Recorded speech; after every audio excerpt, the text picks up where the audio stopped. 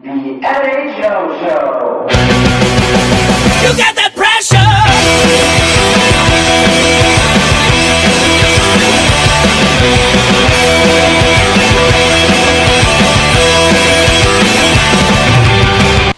NHO Show, Olympic, Trade, Black History Month edition, and more.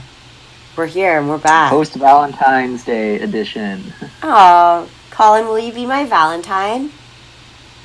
My heart is with a couple of dogs, but you can be my human Valentine, yeah. Oh, I wanna... But we missed it. I know. Okay, well, I'll be your human Valentine, post-Valentine. You... I don't know. I saw all these really great memes really great punny hockey-related punny good ones. puns. Like, so shout out to all of the teams and the NHL and everybody else who made those really great puns, and now I can't think of any of them. I was going to throw some of them out to you, but now I can't think of any of them. I was thinking, I saw a few Colorado ones. One was like, for JT Compher, it was like, come for the game, but stay for my love, or something, you know? Oh, cute. And it was, with Bernier, like, my heart burns for you, you know? I feel like that'd be more of a Brent Burns thing. Yeah, that would be, yeah. But I feel like that obviously makes it's a little not bit more around, sense. So. Right. Maybe San Jose did it, I just missed it. Maybe they did. But you are absolutely Maybe correct. they did. Copiers. Whoa. Stupid hold in general, but yeah, that's beside the point. Let's talk about some ongoing hockey events that are happening. All right, you mean like the Olympics? Say? Like the Olympics, that's a perfect example there, sir. There we go. I feel like maybe there's something I want to talk about, right? You want to talk about the Olympics? I think we should.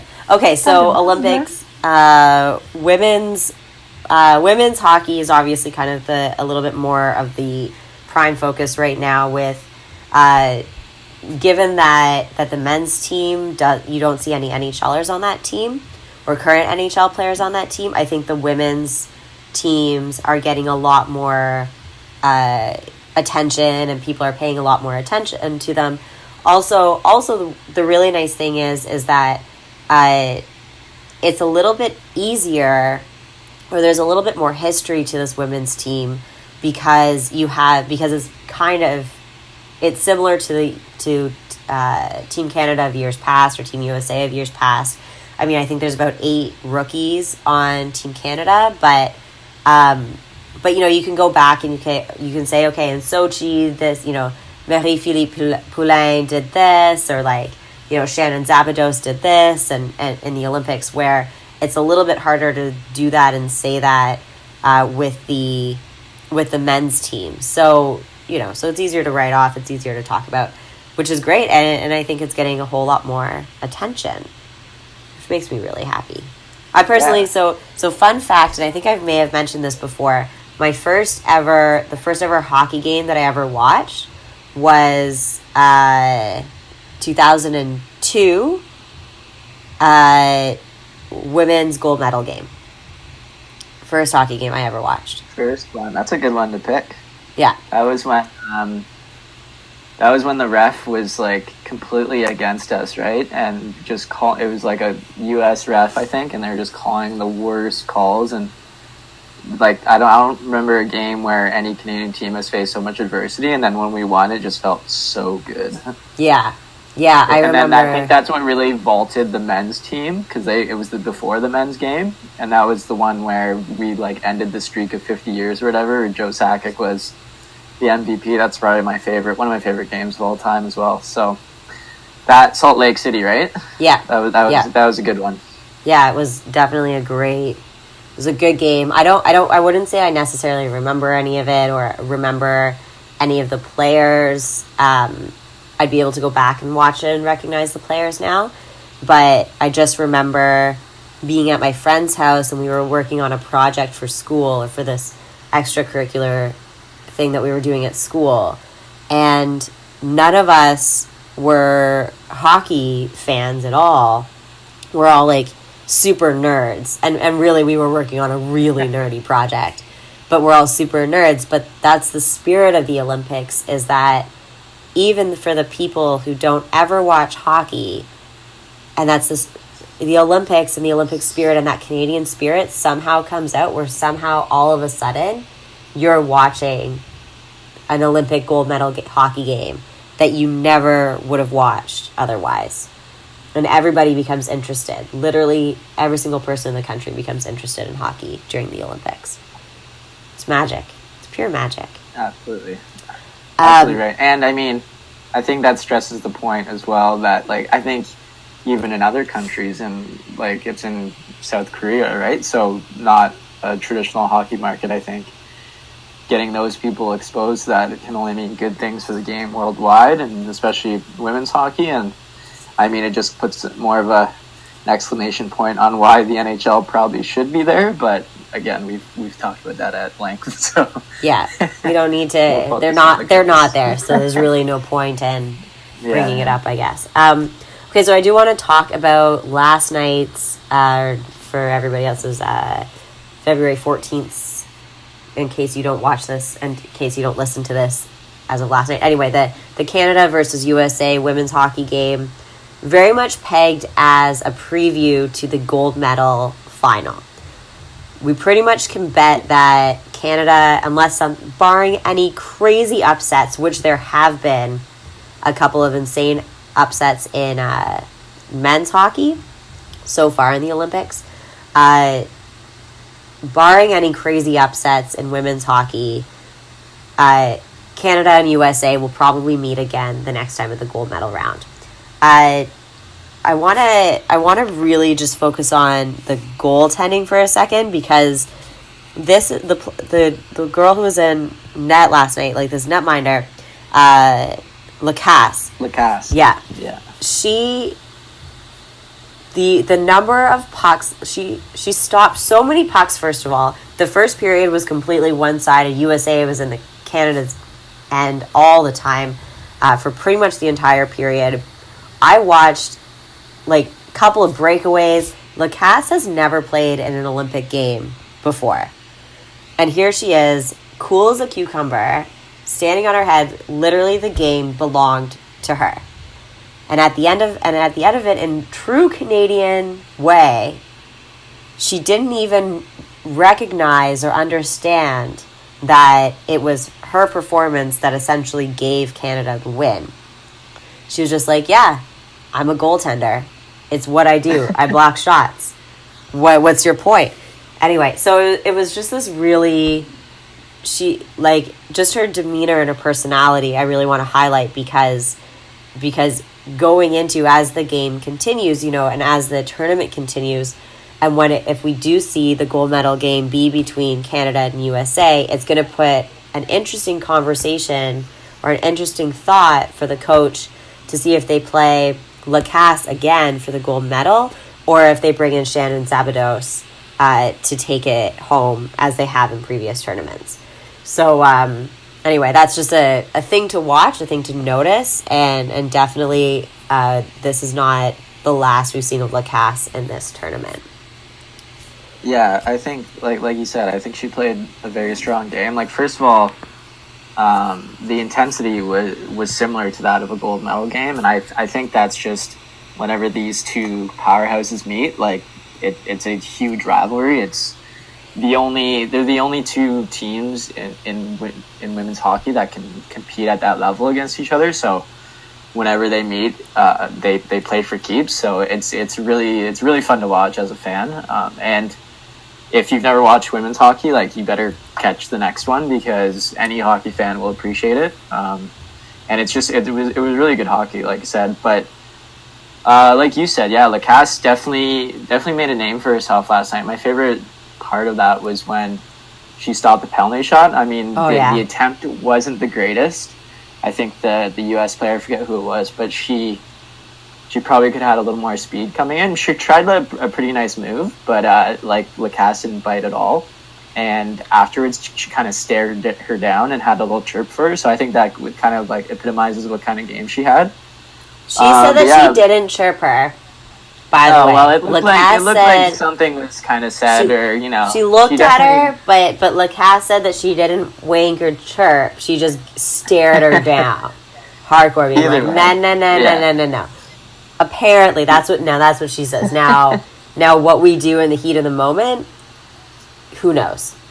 Yeah. We're gonna need some it was slow-mo replay definitely on a that statement one. game from her, which was impressive. And like you said, I think the U.S. actually outplayed Canada for the majority of the game, and the difference was like Canada capitalized on their chances. So it's been fun to watch like the last few Olympics, and like you said, how I'll like recognize some names and things like that. Like I don't catch these girls when they're playing with their league teams, so this is every 4 years the only time I get to see them. But watching Spooner and Jenner and Augusta and all those familiar names, Poulin, it's cool to see, and it's funny like having your favorite women hockey players now too. So, and I mean, I think I've mentioned this before, but I actually played with Brianne Jenner when I was about 10 years old, which is pretty cool. Really? But, Tell that story. yeah.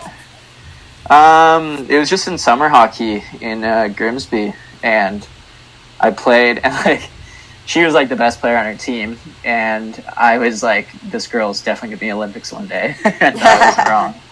But yeah, I played on her line, and I vividly remember scoring a goal with her. Like we made a good passing play and scored. So she's a very nice girl, very cool, and yeah, I get to say I played hockey with an Olympian, and she scored I think the gold medal goal last Olympics. So I'll always have that to hang, hang Yeah. my hat on. There you go. But so the thing I want to talk about with women's hockey though, and I would love a woman's opinion on it, especially as someone who plays. I know you didn't play growing up, so it might be a little different.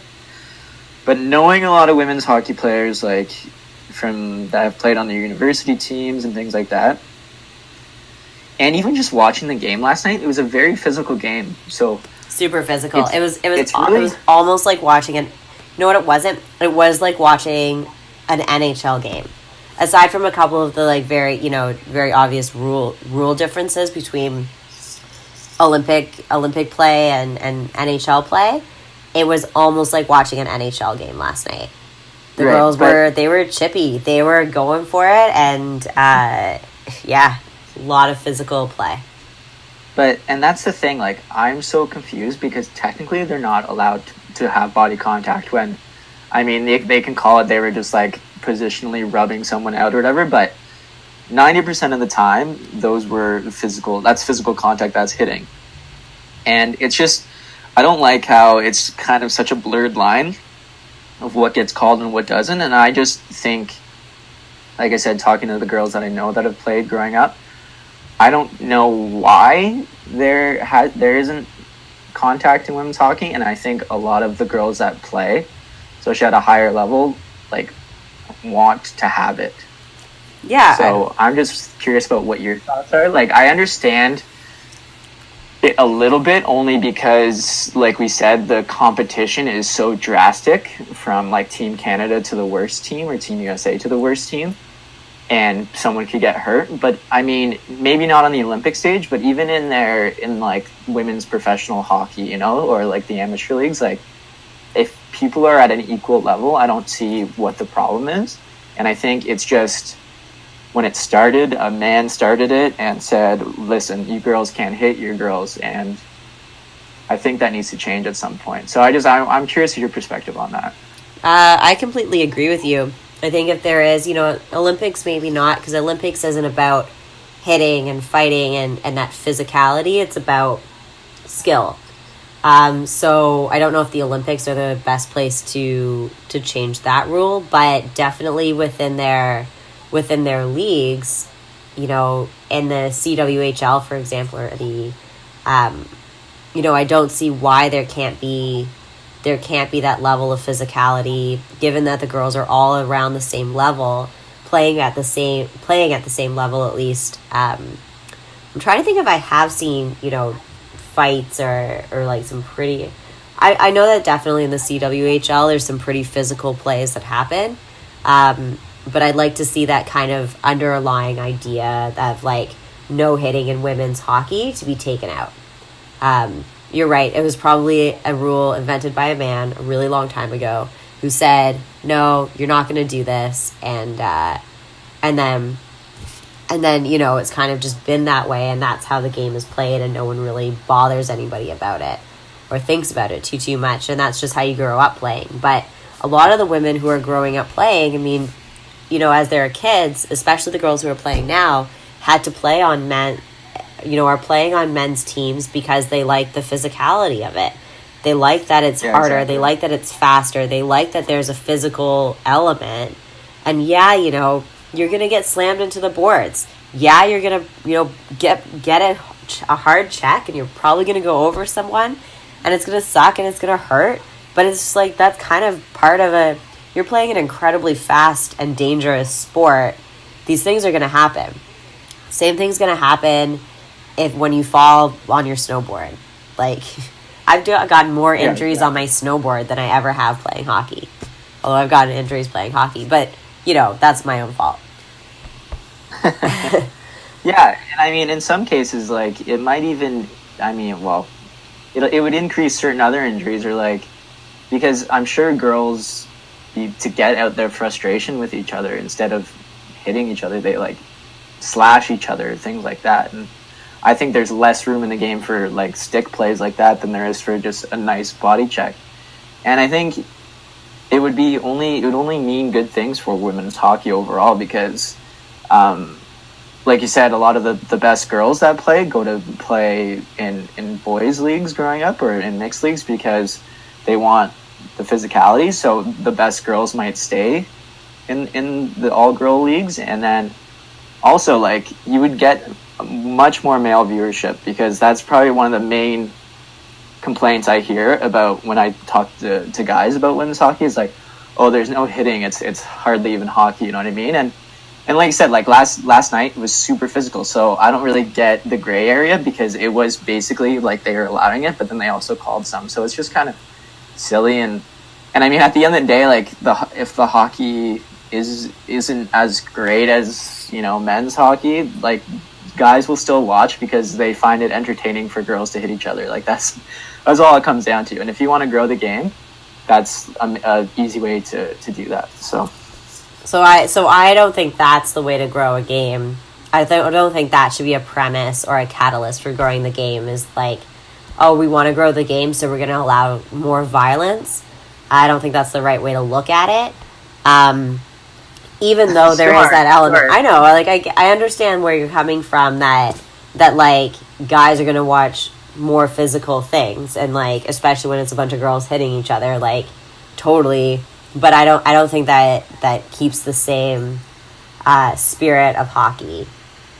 I don't know, like, hockey was invented with hitting. Like, when hockey was first invented, you were allowed physical contact. Like, it's part of the game. It was just part of the game that got taken out. It's like if girls played football and had a football league, and instead of hitting each other, they had flags, but the guys were allowed to hit. Like, that's how I feel about it. So I think it's not there for no good reason, and it should be there.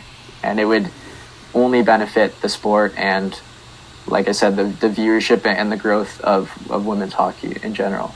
And obviously it's something you need to grandfather in, like, start teaching girls that are getting to the game now so that they know how to do it properly and not hurt themselves. But I don't think it's violence. I think it's just separating people from the puck and a way to cause turnovers or momentum shifts. You know what I mean? It's not about the violent aspect of it so much. There you go. But there you go.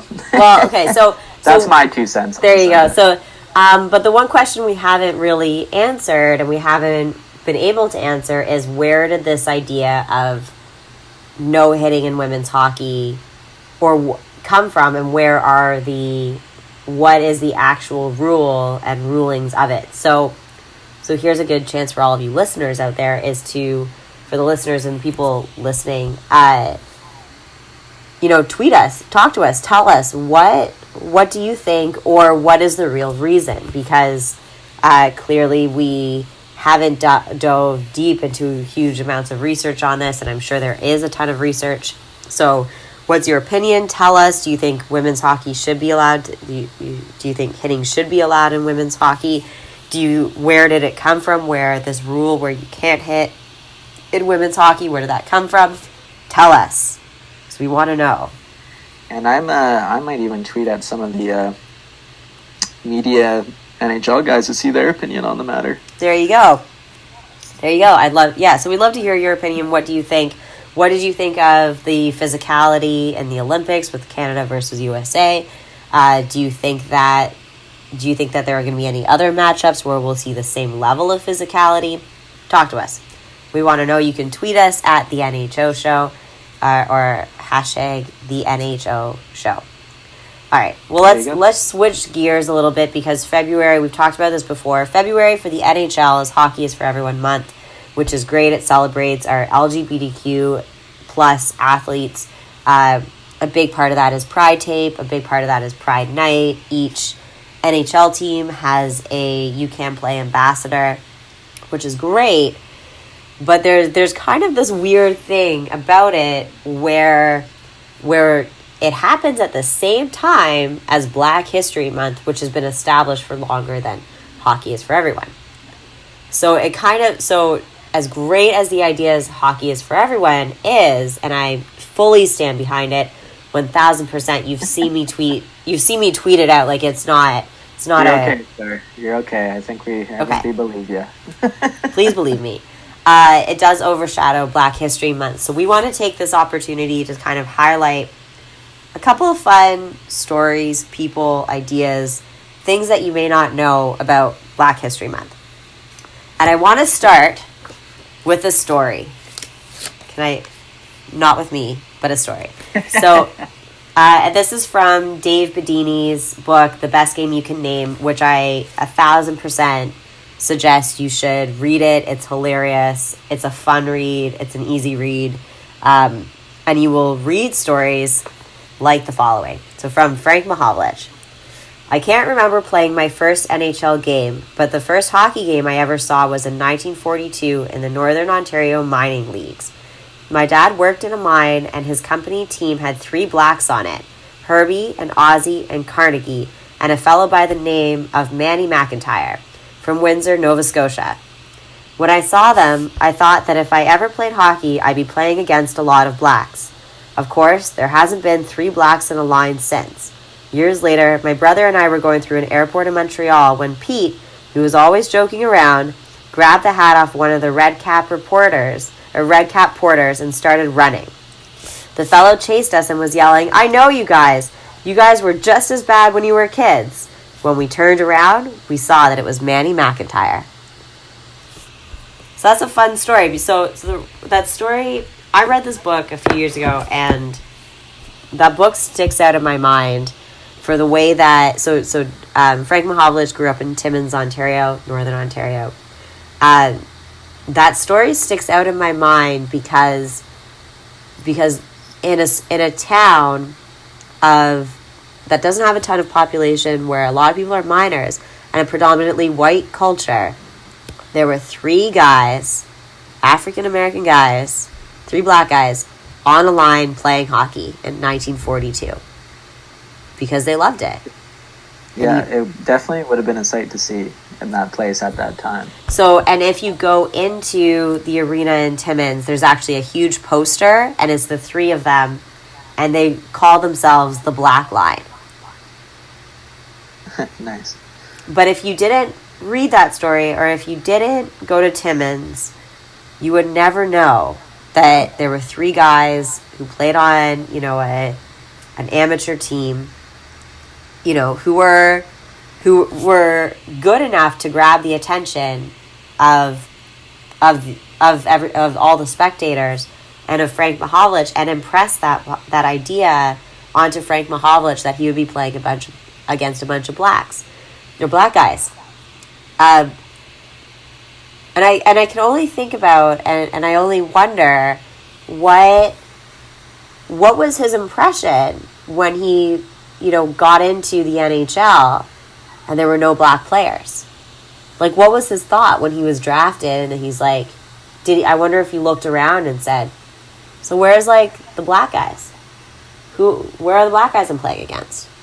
Or did he even notice until later, many decades later, when he actually had to reflect on it. Yeah, I think that's a good point, and when it comes down to things like racism as well, like I think it's a matter of conditioning. Like, I think a young Frank Mahovlich would have, like you said, would have saw that and just thought it was the norm and wouldn't have even questioned it. Just like, oh, that's cool, but not knowing how historic that was, or that wasn't like everywhere else. But what you learn at a young age, you get conditioned to know, and that's how racism is formed. Like, kids aren't racist. Kids, they play with everybody, right, when they're young. So I think it's great that obviously the barriers slowly but surely have been broken down. I mean, I think black players still at all levels have to deal with some form of racism on some level or another, which is really unfortunate. But hopefully, I think we're getting better and better. And I just want to bring up again PK Subban and his work, because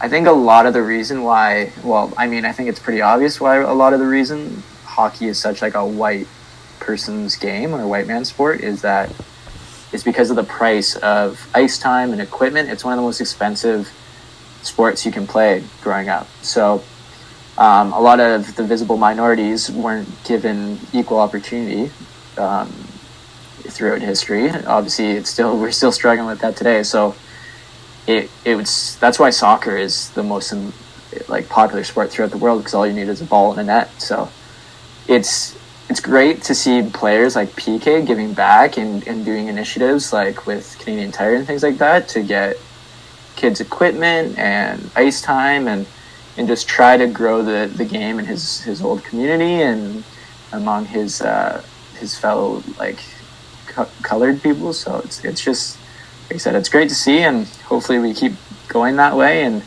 it's funny to hear all these stories from back in the day when it was such a sight to see and such a faux pas. But hopefully when you, and I mean, it's not just black players, like we just said, it's You Can Play Month, like Jujhar Khaira on the Edmonton Oilers, like that's a huge thing. Nazem Kadri, that's a huge thing for kids growing up that aren't white and think that hockey might not be for them. Like, when they see players like that, it's an inspiration, and it can only mean good things for the game going forward.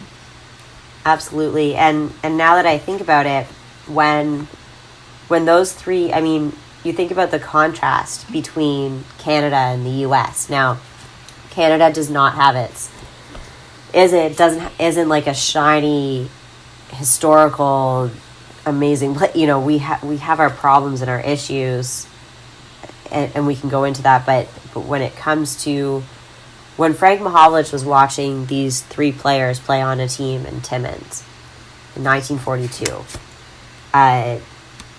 that segregation was heavy and hard and happening in the US. Exactly. Yeah. So Frank Mahovlich, being a Northern Ontario Canadian boy, had the opportunity, and these three players had the opportunity to play a game that they love with people that didn't care who they were, and that opportunity never would have happened or been possible in the U.S. Now, and that's a stark contrast as well from 40 years prior to that, where, or even 10 years prior to that, where,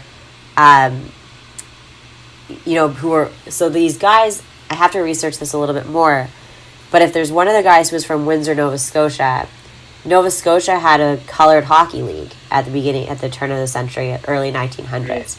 And the only real reason why those leagues went away is because white people started to drive up the prices and started to make it harder and harder for the colored league to exist.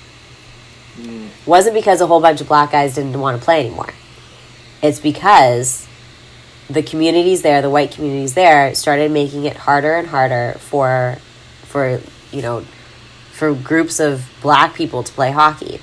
So chances are the players from Windsor who were playing in Timmins in the 1940s came over and played hockey because they had played it in Nova Scotia, but they got driven out. So then found some work in Timmins and were like, well, hey, I played hockey back in Nova Scotia. I'm going to play hockey here.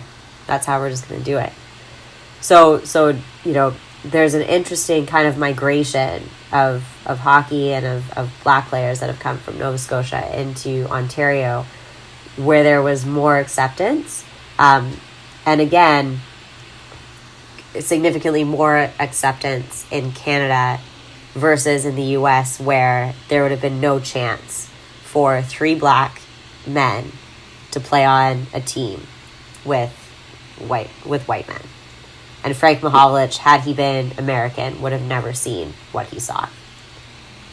Yeah, and I think that's, like I said, it makes me proud to be a Canadian to hear stuff like that. But I think a lot of this will continue just to be stuff of history, and I think moving forward, it might seem insane or outrageous that was even out of the norm and down the line. So that'll be nice. I mean, I think the majority of hockey players in the world will continue to be white for a while, and I only say that because most of traditional hockey markets and climates just happen to be where white people live mostly, like in Scandinavia where it gets cold, and black people are usually from a little warmer climates, but even in the southern states and stuff like that. But with the world shrinking and people moving, and it's only going to get more diverse, and it's like I said, it could only be good, because I'm actually super interested to see if and when the NHL expands to China and more Asian people start playing hockey. I'm just interested to see the different skills and techniques that each different kind of race can bring to the table. Absolutely. I kind of wish we had a time machine to transport us 30 years into the future, because the league in 30 years is going to look very different from the league it is now. Absolutely. And it's already, like I said, it's already changing with a lot of players. Like, I mean, there's been more and more black players coming up, but like I said, like Jujhar Khaira and Kadri, and there's just going to be more and more. And there's that story, I think Hometown Hockey did it again on in Victoria, of the Chinese player that came to Victoria or Vancouver Cowichan. Island to play. Yeah, Cowichan, yeah. So he went there to play, to try to make Team China. So it's only, like I said, it'll be interesting to watch, Star. There you go. It'll be interesting to watch. You know what has been interesting to watch, and we touched on this last week, is or the other day, is trade deadline. So trade deadline is February 26th. That's the actual deadline, and there's always this big pomp and circumstance around that whole day. There's major networks are carrying full day coverage. It's a marathon day. They really should turn it into a telethon. I think if major markets turn it into a telethon, raised a bunch of money as they were breaking trades, why not? You're on the air for that long anyway. You should pitch that story, and then they'd actually probably have something to talk about for the whole time when no trades are happening. Yeah, when you're just sitting there at 5 o'clock and you're like, we have 2 more hours and nothing is going to happen. Because coverage starts at 8 a.m. So between basically nothing really, because you still got to wait for the West Coast to wake up.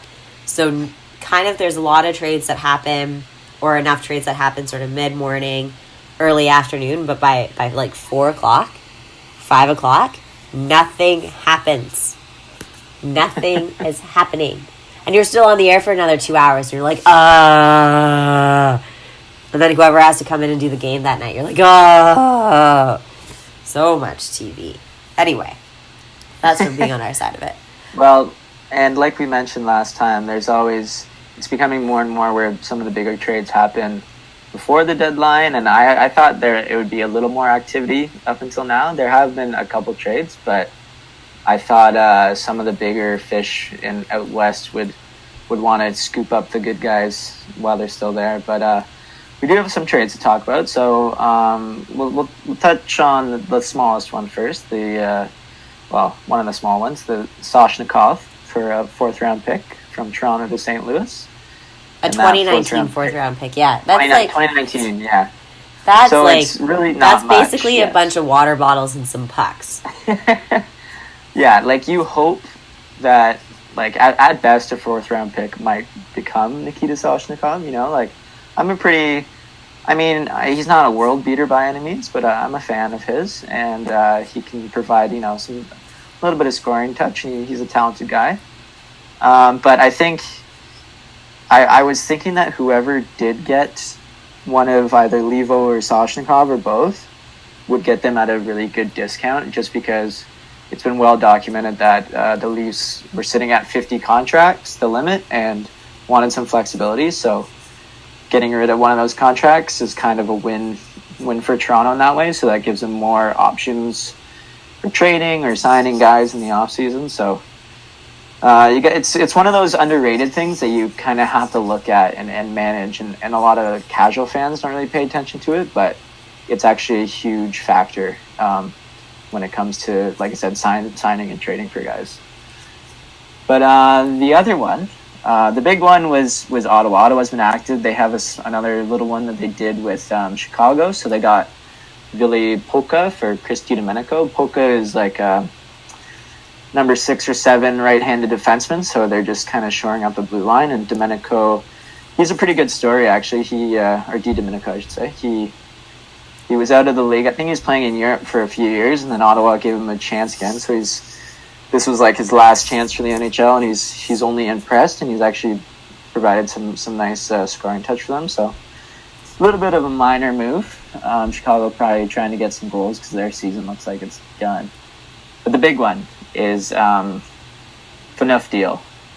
So Ottawa and Los Angeles. Phaneuf got traded with Nate Thompson to LA, and Ottawa retained 25% of his salary for Miran Gaborik and Nick Shore. Any initial reaction from you, Store, about this one? I feel like pretty well. I feel like LA is a weird place for Phaneuf to go. I think it's a great pickup for Ottawa. I think they made a smart move there, which is rare and few and far between with Ottawa. I think they're like putting Gaborik to work right away. Like they're like, no, you're gonna go score goals for us. You're gonna go do this for us. You're gonna be. Yeah, he's on the like top line with I think Duchesne and Hoffman tonight. Yeah, so he's ready to work and he's excited to work. And they're putting him to work right away.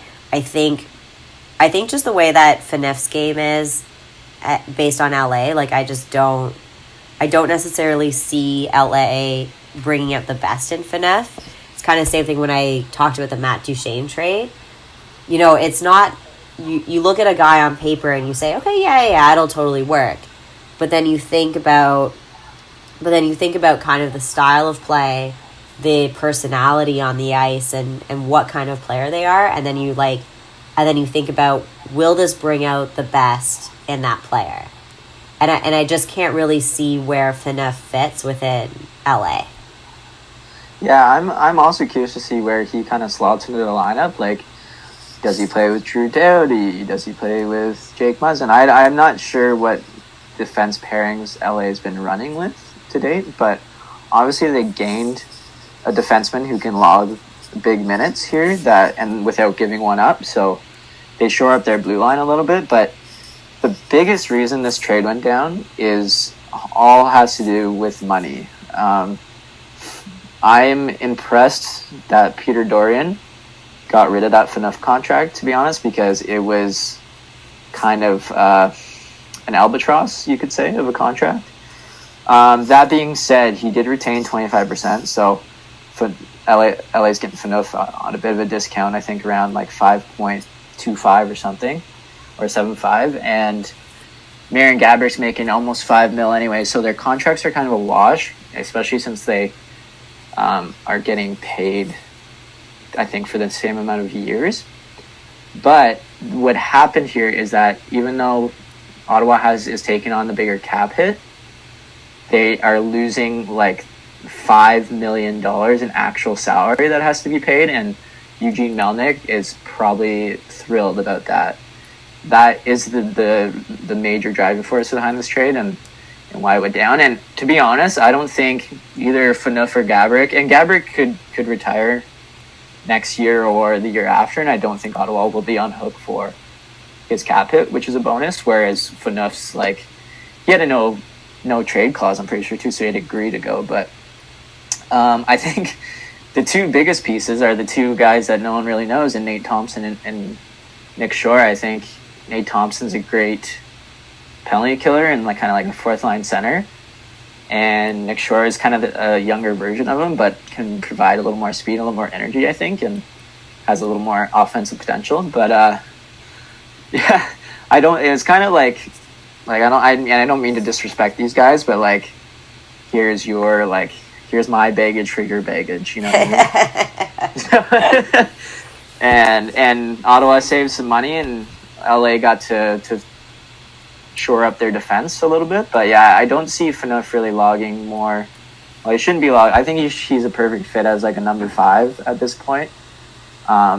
In the top 4 if you got him with a steady guy, but anything more than that, and he can be a bit of a liability. But yeah, I kind of thought LA was a weird landing space, but like I said, I didn't think Ottawa was going to be able to trade him, so they did that. And that kind of transitions into something I wanted to speak about as well, is Peter Dorian just got a contract extension. Ottawa's been in the news quite a bit this year. I mean, they've just been putting themselves in the news, basically, given their moves. So I thought it was pretty interesting given the way that the Duchesne trade has kind of backfired on them, and I think it was pretty telling that their president resigned as soon as that announcement came out. So obviously he was not on the same page, but Melnick's got his boy, and Dorian's his boy, obviously, and I think a deal like this where he got rid of $5 million is just making the owner that much happier. But he is such a, what's the word I'm looking for? Like it's just, he interfered as an owner. Owners should just pay the bills and, have the money to pay the bills, first of all, and give their team the money to spend to the cap, but then hire people that they trust and take a step back, because the way that Melnick's in the media, the way that he's kind of running the move or like influencing the moves that Ottawa has to make given their financial situation, it's just bad news bears for the Sens. Do you see the Sens making any other trades prior to the deadline or on the deadline? I don't know if Mike Hoffman is still going to be on the block, and I'm not sure he ever really should have been, just because he's a hard guy to replace via free agency or draft. Like, he's a guy that's in his prime and can score. Like, he's got one of the best shots in the league. So, and him and Duchesne are now like lighting it up together. So I think they're pretty happy with him. But like, again, I think maybe Pajot could be had. They'll still make a few moves, because the elephant in the room is Erik Karlsson and his contract status. Like, going into next year, that's his last year of his deal. He's already made it abundantly clear that he wants to get paid top dollar. Will Ottawa have it? I mean, Mark Stone needs a new contract this year, and those are two guys that are going to be situations to watch, because if Ottawa loses those two guys, then it's full-on rebuild mode, and if they pay one, they might not be able to pay the other. So, and do they trade Erik Karlsson next year? Erik Karlsson I'm going to keep a keen eye on him, because he has not been the same since his ankle injury, and if he starts next season the way he looks now, then he might be like, we might have seen the best of Erik Karlsson, which is sad, because you never want to see injuries do that to an elite player like that. But it might be better for Ottawa to trade him if that's the case. So yeah, I think they're going to be pretty active, at least if not more towards the deadline, like going forward in the off season as well. Well, there you go. Any other teams you think are going to make some significant trades between now and February 26th? Well, I think we touched on that enough last time, and I'm actually going to come out with a blog post this week about kind of like 5 trades that make sense, at least in my mind, and justify each of them. So I think we'll save that commentary for then. But yeah, I mean, to answer the question just in one sentence, I think the West, like Nashville, the contenders are going to make moves, Nashville, Tampa. And then once I think like LA made a move, and once Nashville makes a move, then I think you'll see St. Louis just made a move, but I think they'll continue to kind of compete against each other because it's such a dogfight. Whereas the East, I mean, it's pretty set, and a lot of teams in the East have already said, like, we're giving up. So I think, what do you think about all those, like, memos to fans and the public? Like, because I find them interesting. I like that, how transparent they're being with the fans and everything, but I don't know. I don't think you should need fan approval to make moves. I think you should trust the people you have in place, and the real fans are the ones that, I don't know, have a unbiased view of the state of the team, will understand what the team needs to do to get better. But do you have any thoughts on those, like, public statements, like the Rangers coming out and being like, yeah, we're probably gonna, because I think if you're a player and you hear your owner and your GM say, oh yeah, we're gonna lose some familiar faces soon, and we hope you stick around, and it's probably gonna be a tough couple of years, like, do I want to stay with this team if I'm a free agent, for one? And, like, if I'm a familiar face, like, I've basically been told I'm getting traded. So I just don't really like when any team or player announces things to the media and to the public. Like, some things are just better left behind closed doors, in my opinion. That could be it. I appreciate from a fan's perspective, I appreciate the openness and the honesty. I feel like the Maple Leafs did something similar to that when it was like... When it was dark days, yeah. Yeah, when it was dark days. Like, I feel like there were a lot of really, like, nice initiatives that they were doing, that they were like, please just stick with us. It's going to get better. We promise. This just happened. I don't remember them ever, like, saying right out, you're going to lose these players. These are going to happen. The team's going to change. But it's just a way for them to sort of say, like, don't worry, everything will be okay, but don't panic, because these things are about to happen. It's just, a way for them to do it. From a player's perspective, though, I completely agree with you. It's really discerning for me to hear that and see that from my organization. And it's like, well, do you care? Like, do you believe in us? Do you care about us? Like, also, though, at the same time, we don't know what's happening behind closed doors. From a player's perspective, they might know that this is happening. And they're also not blind to the fact that their team is, like, in the shitter. And they're like, well, shit's going to get real. Someone's going to get traded. A couple of guys are going to get traded. It's just how it's going to work. Like, hockey players aren't dumb.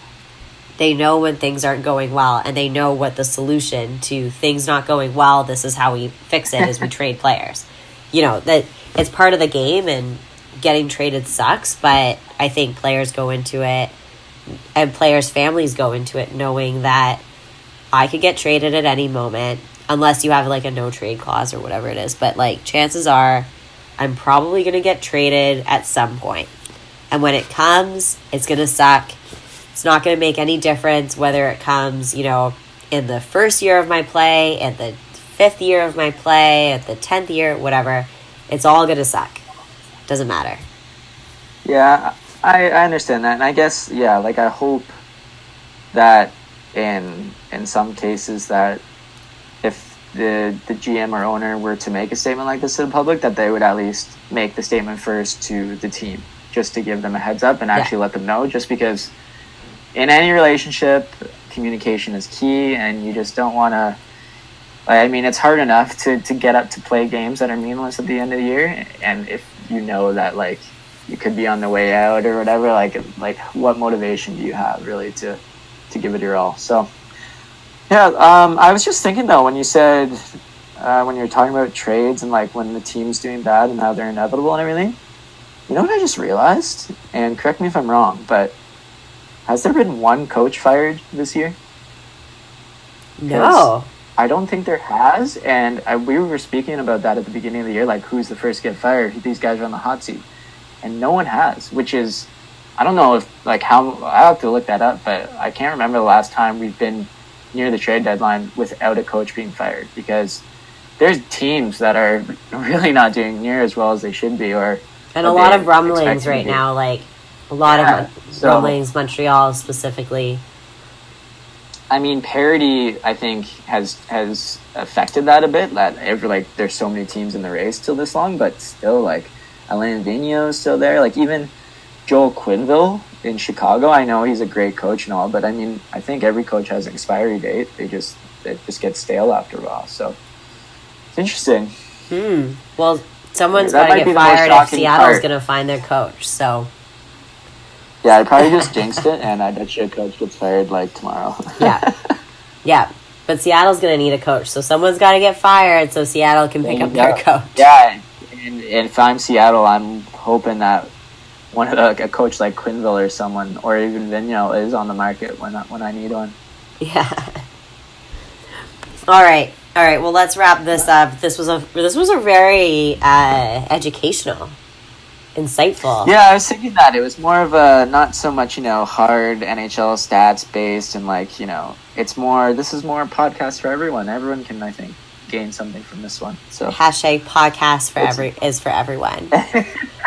I didn't give you a single stats question this week. I failed you, Colin. I failed you. There's always next time. That's true. I'm gonna think about it for the next week and see what possible weird stats question I can give you for next week. Oh dear. Homework. All right. Any final thoughts there, Store? No, that's it. I have wrapped it all up. I'll find another fun Black History Month story for next week, or another fun story we should, maybe this will be a thing. It's story time with Story. Story time with Story. I'll call up Dave Bedini, and I'll be like, hey Dave, let's do some story time. Be like, hey buddy, hey. All right, well, this was a really great episode of the NHO Show. Don't forget, you can always tweet us at the NHO Show. You can find us on Facebook and Twitter, thenhoshow.com. I'm sure if you look either of us up on Facebook, you'd be able to find us and stalk us. So do that if you will. I'd rather you followed us on Twitter. Well, that's a wrap. Take care. Until next time, folks. Until next time, we will... What's the line, Colin? It'll be interesting to watch the trade deadline. It'll be interesting to watch. You got that pressure.